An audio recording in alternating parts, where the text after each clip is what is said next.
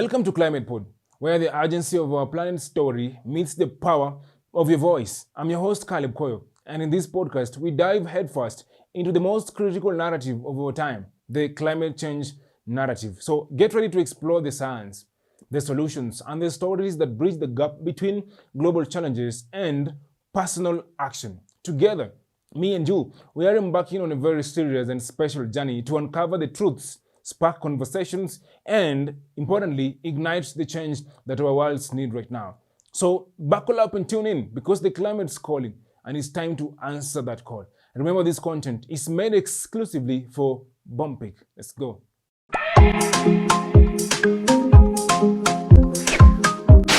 Now, in an era where climate change possesses one of the most pressing challenges to the planet's future, the role of politicians has taken on a new level of significance. As stewards of public policy and leaders who shape the direction of our nations, politicians wield a considerable influence in the fight against climate change, something that is affecting the entire world. The consequences of unchecked global warming are so far so good, affecting economies, ecosystems, and the well-being of everyone around the world. In this context, the proactive involvement of politicians is not only a responsibility, but an opportunity to drive very, very meaningful change into their communities. Today, we explore the pivotal role that politicians can play in combating climate change, from enacting impactful legislation to fostering international cooperation and inspiring public awareness. By harnessing their positions as politicians and leaders, they can actually use their influence, and of course, they do have huge potentials to guide their nations towards a more sustainable and a more resilient future. They have a very huge role to play. Now, some of those ways they can actually be a part of this conversation is by enacting strong climate policies. Politicians have the power to create and implement policies that promote clean energy, reduce greenhouse gas emissions, and encourage sustainable practices. This includes setting ambitious renewable energy targets, and actually giving incentives to drive this conversation. They can also impose regulations on industries to limit pollution. Politicians and leaders also can support renewable energy transition. Policymakers can facilitate the transition from fossil fuels to renewable energy sources like solar, the wind, hydropower. By providing incentives such as tax breaks and subsidies, they can encourage the adoption of clean energy technologies. Remember that clean energy technologies and stimulate green job growth. That's something that politicians and policymakers can actually do. Also, they can also invest in green infrastructure. Of course, they do invest all the time. Politicians can allocate funding for development of sustainable infrastructure projects, such as we're talking about things like public transportation, energy efficient buildings, and waste management systems, especially in the area of transportation. That's some area that politicians can actually contribute. These investments not only reduce emissions, but also create jobs and enhance urban living. Like we talked about on the previous episode, the people who are living in the urban areas are so much suffering. They can also do public awareness and education. Politicians have a platform to raise public awareness about climate change and the need for action. They can engage in educational campaigns, town hall meetings, and social media to inform and mobilize their citizens to be active about climate change. They can also support climate resilience and adaptation. Policymakers can allocate resources to help communities adapt to the impacts of climate change, such as sea level rise, extreme weather events, and changing agricultural conditions. This includes developing early warning systems, improving infrastructure, and enhancing disaster preparedness. They can improve and expand the public transportation networks to reduce the reliance on personal vehicles. There has been a global push to transition away from fossil fuel-powered vehicles towards cleaner alternatives, such as electric vehicles, also known as EVs, and vehicles powered by renewable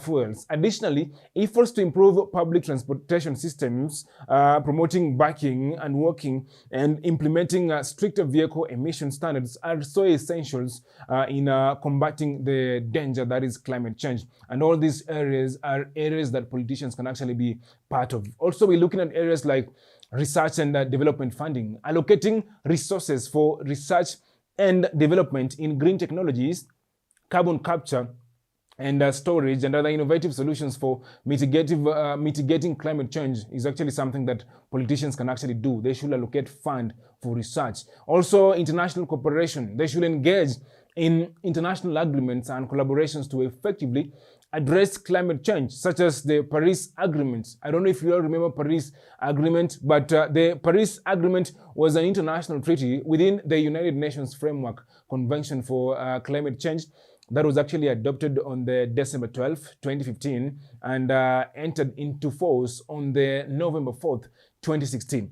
This agreement aims to address the global challenge of climate change by bringing countries together to work towards limiting global warming and its impact. Some of the key aspects, though, of this Paris Agreement include they wanted to look at key 4 areas. One of them is global temperature goal.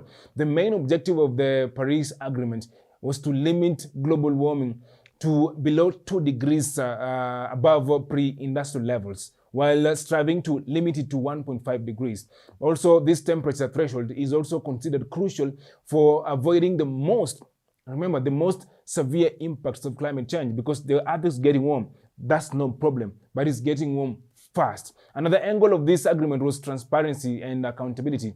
The agreement establishes a framework of transparency and accountability, requiring countries to report their emission and implementation efforts accurately annually.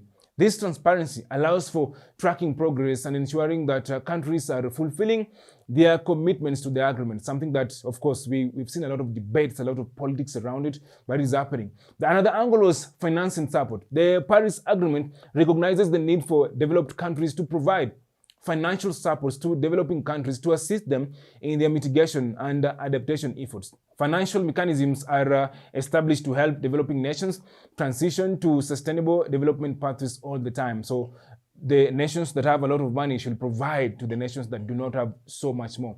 The Paris Agreement represents a significant global effort to combat climate change by fostering international cooperation and commitment.